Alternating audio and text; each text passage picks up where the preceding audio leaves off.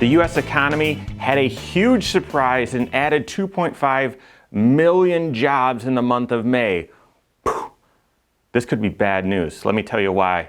This is your next Wise Step video for today. My name is Mike Bernard. I am the host of the Wise Money Show. I'm also one of the certified financial planners right here at Corhorn Financial Group. If you're new to this channel, welcome. Hit that subscribe button, turn on notifications, and smash that thumbs up button. All right, I come into the office today. I've got meetings, I've got client stuff going on, and this morning, first thing, got the notice, hey, get ready for a jobs report that's probably going to be as bad as anything we've seen since the Great Depression. Yep, I was already expecting that. Bam, 8:30 rolls around, surprise, the U.S. economy actually added jobs. 2.5 million jobs in the month of May, despite the pandemic. Wow. That should be great news, and certainly the stock market thinks it is, and we're off to the races as we start the morning. That does sound like good news. In the month of May, we still saw weekly unemployment claims continue to rise or continue to add, even though the rate at which they were adding has been going down, but they were still going up. So this is surprise news and great news, albeit not completely unexpected as we start to open the economy. Now, for those of you that are wondering, well, what does this mean for you? What does this mean for me? It could be bad news.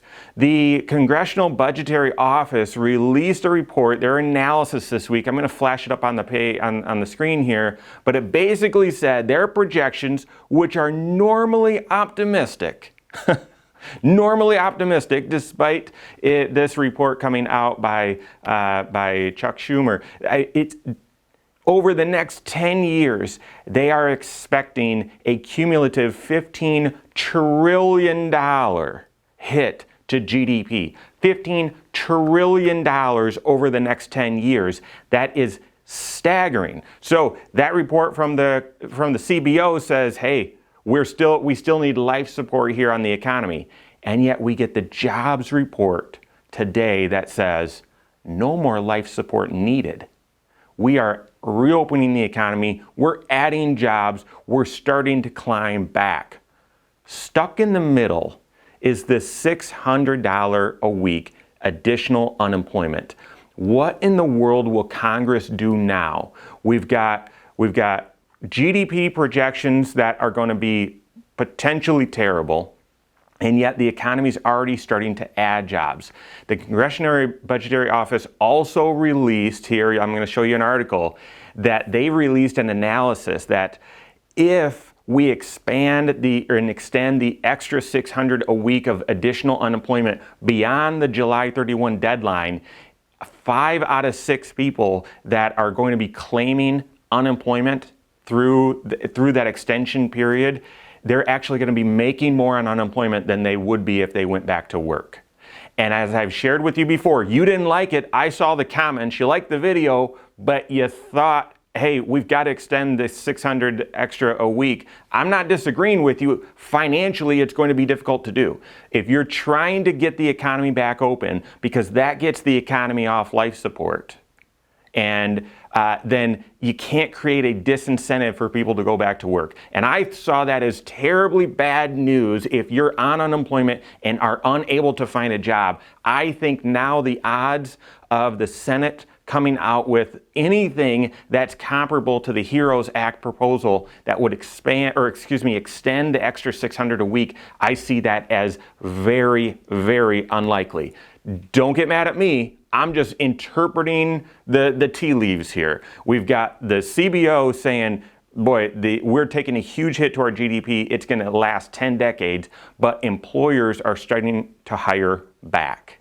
And when the CBO does an analysis that says there's a disincentive for those on unemployment, that'll be a disincentive for them to go back to work, I think it's unlikely we'll see that extra $600 expanded. So what do? If you are on unemployment right now, we're seeing that jobs are being added. Don't get mad at me, but I'd encourage you to do everything possible to get back into the workforce, okay? And I don't know your specific circumstances. I've read the comments. I know a lot of you are hurting. If you have an ability to get back in the workforce, I'd encourage you to make every effort to do that. If you're unable to, or until that time, assume that this extra $600 a week is not going to last forever. Therefore, what do you need to do in your financial life? This might be a tough reality check. What adjustments do you need to make? Do you need to cut certain things? Or this extra $600, honestly, okay, here's your advice. If you're this extra $600 a week, I'd consider starting to behave as if it's not even there.